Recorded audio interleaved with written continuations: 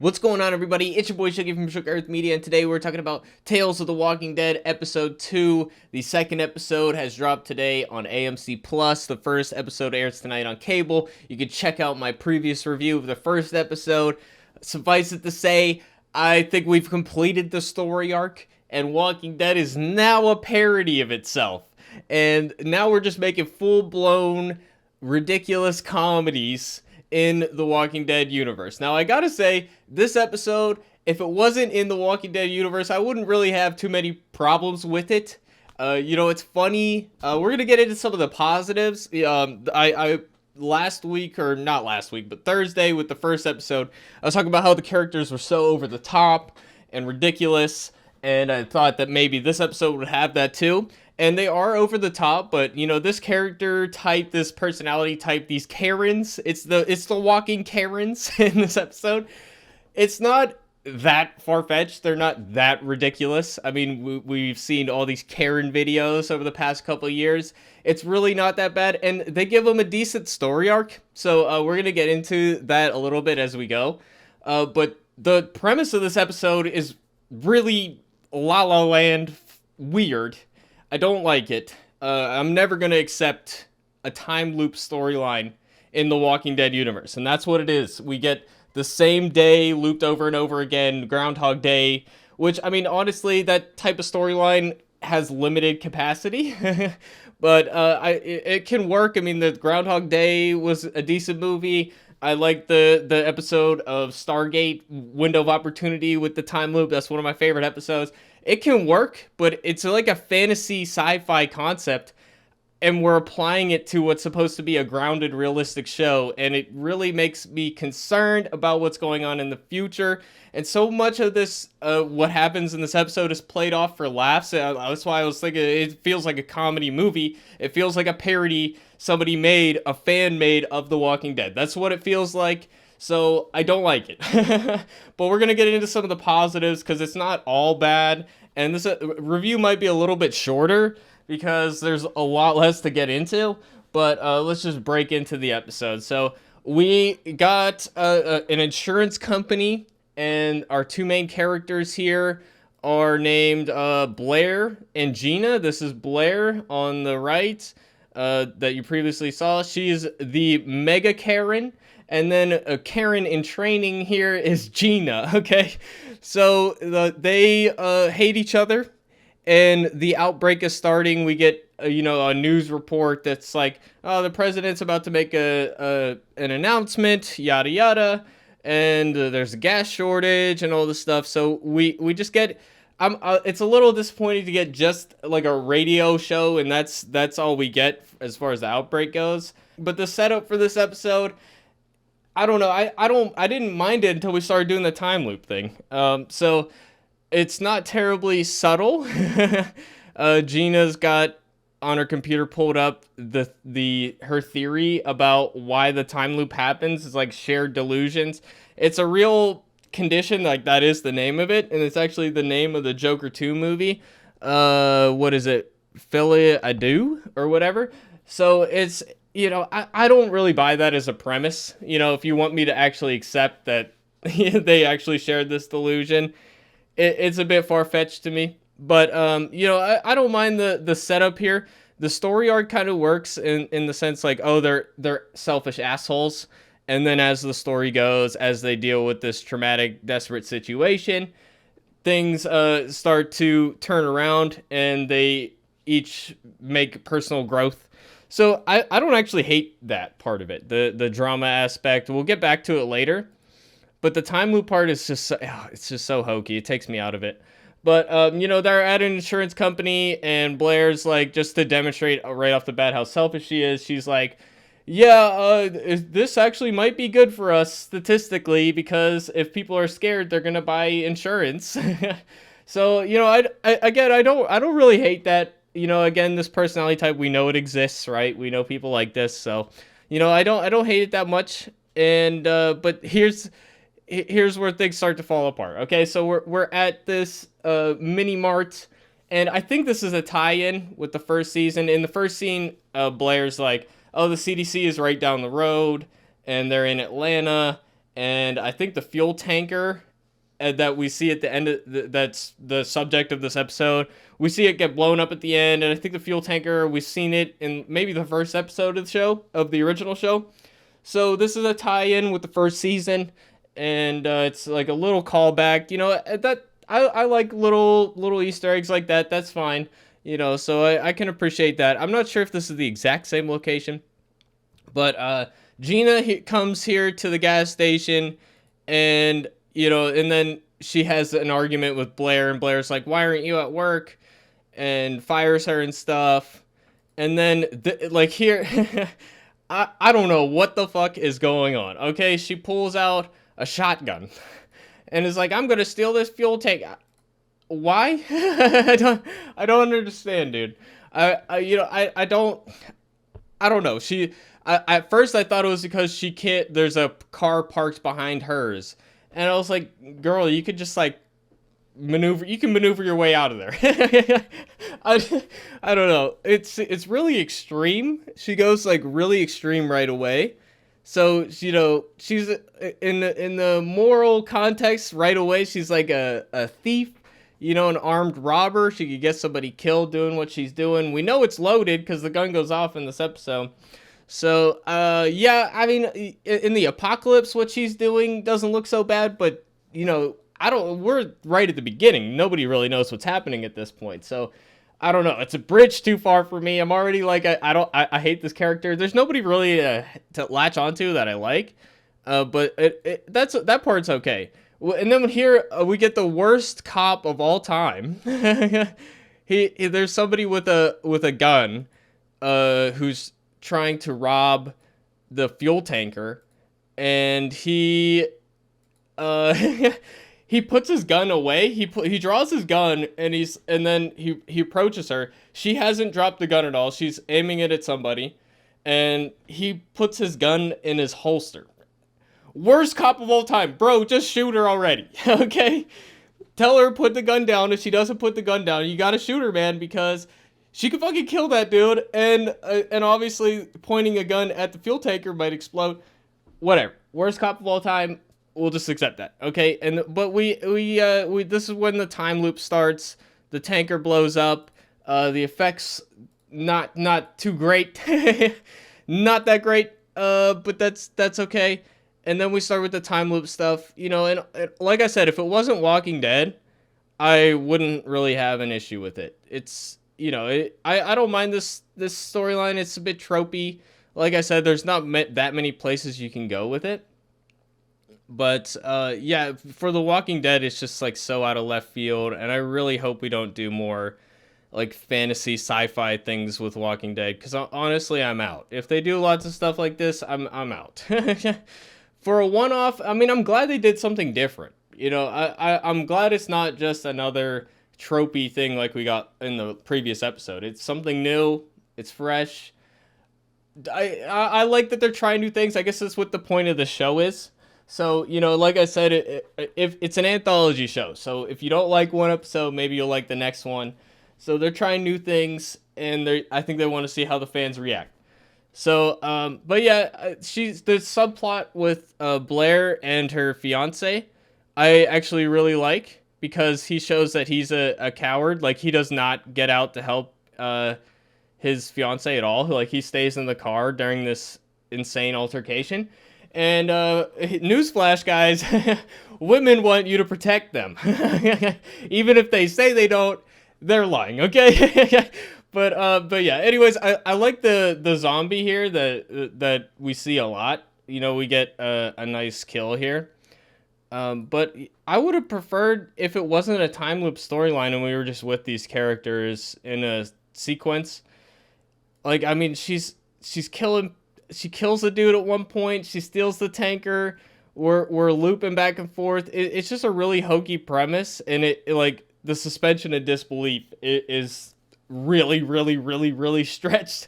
This is fantasy La La Land. It's like, it's not canon. It cannot be canon. It's inconsistent with everything Walking Dead to have a storyline like this, unless the storyline is they just go crazy. But they if this is a delusion, they're getting knowledge about stuff that they shouldn't know about. So if they're having a delusion in the whole episode, they're really just in the office imagining stuff. I mean that's like a little ridiculous, but they would be having knowledge about future events that they shouldn't have. It doesn't make any sense, dude. It does not make any sense. So the whole premise doesn't really, it falls apart. But we rambled on about this enough. We get a bunch of loops and stuff, and they try to do like the Groundhog Day thing when they continue to loop and loop and loop, and it's just not as good as like the Groundhog Day thing, because they did a lot with the premise in that one. I forgot to mention that in one of the time loops, Blair here jumps onto the moving fuel tanker while it's driving. I don't know if she's all of a sudden a cheetah, could go 80 miles an hour, but she's a serious action hero, and you know what? I don't really think this Karen can handle that. And just a side note, this scene is extremely ridiculous. The green screen looks terrible, and it only would be fitting for a comedy movie, not for the grounded Walking Dead universe, of course. But here, I do like how over time their relationship is even more strained, you know, and here's Gina breaking down and calling her selfish and stuff and saying how she really feels, and that all tracks, that makes sense, and I like that arc. But you know, I'm like, selfish? Bitch, you just killed a guy to steal his fuel tanker. I don't think you get to play that card anymore. But, you know, I think that's the point, is that they're both hypocrites. So I can't criticize it too much.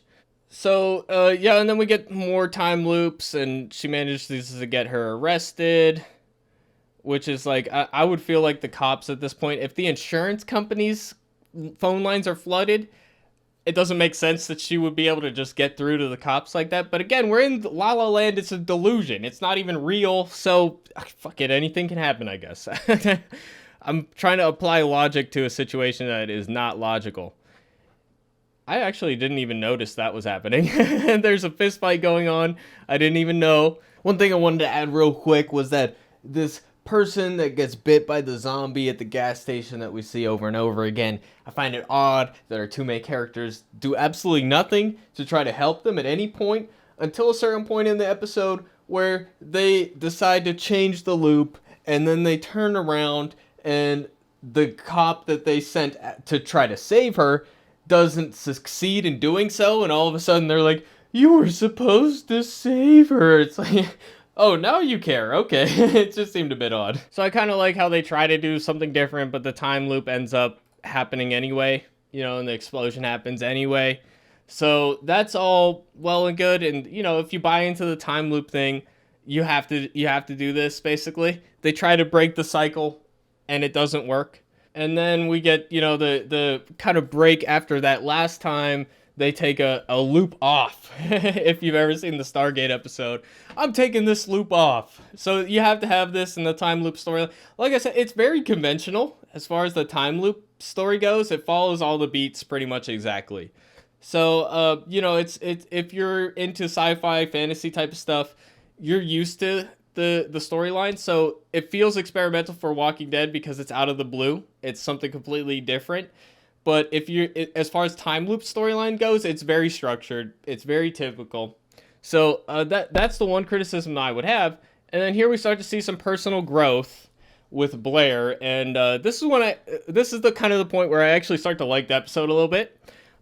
So Blair is confronting her fiance about why he didn't help her at the gas station, and of course it hasn't happened yet, so he doesn't know. She reveals that she stayed with him because of a loss in her family, and that he was there for her during that time.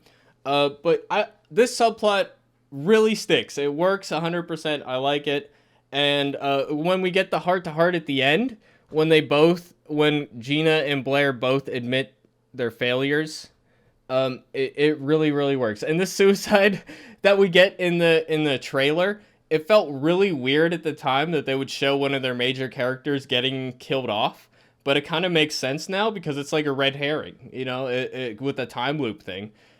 I would have never guessed in a million years that it would have been a time loop. So I assumed that this was going to be the teaser scene at the beginning of the episode, and we'd come back to it later to see how it happened. That's not it at all, obviously. It's the time loop thing, but again, I would have never guessed a time loop. You know, it's not on my Walking Dead bingo card for 2022. But now everything's on my bingo card. You know, fucking aliens coming in, sure. Apparently, we're doing weird shit now, so that's probably gonna happen. We're probably gonna get that musical episode that we heard about. You know, all this weird shit. They're probably gonna do everything. Okay, but we get this final scene of Gina and Blair in the tanker, and I gotta say, this scene really works for me. I loved it, actually.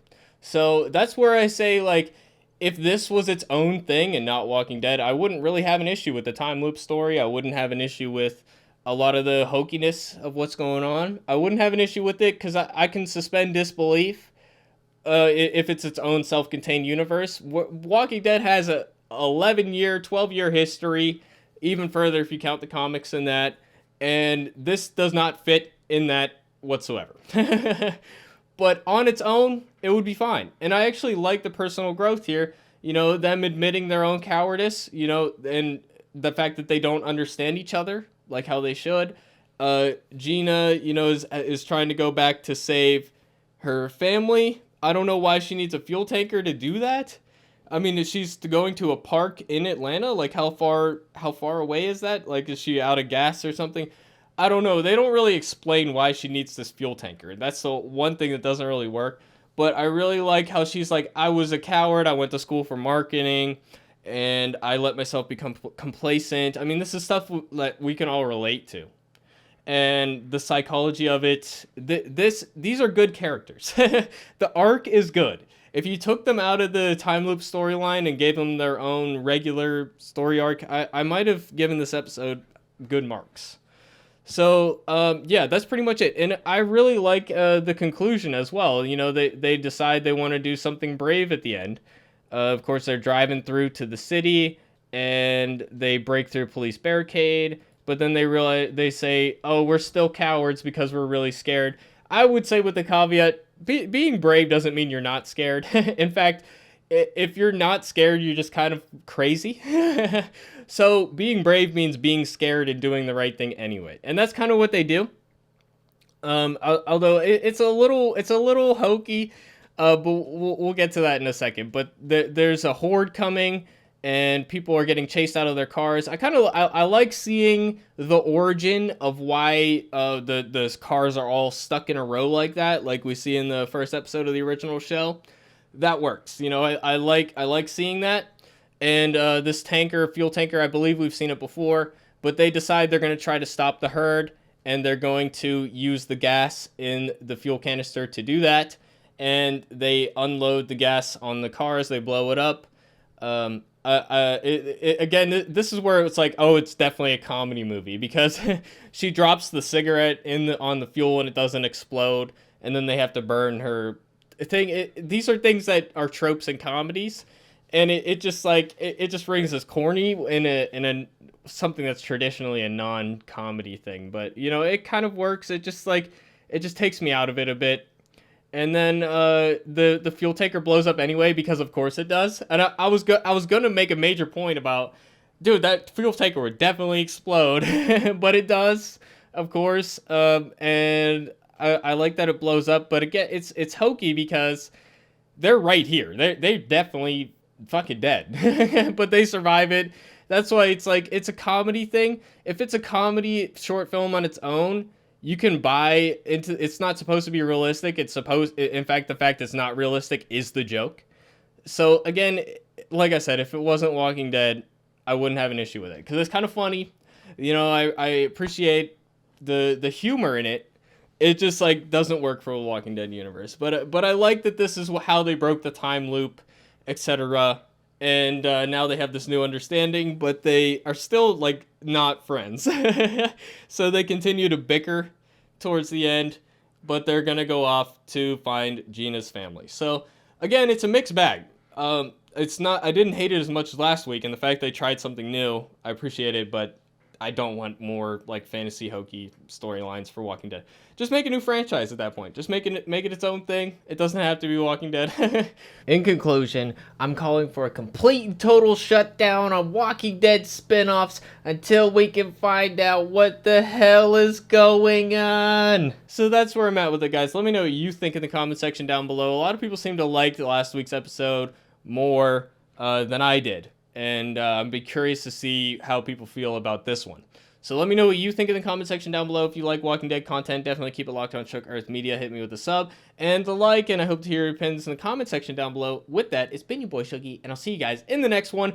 Better Call Saul series finale tomorrow. I could not be more excited, so I hope you guys will be here to take that journey with me. And with that, it's been your boy Shooky. I'll see you guys in the next video. Thanks for watching, everybody. Peace out.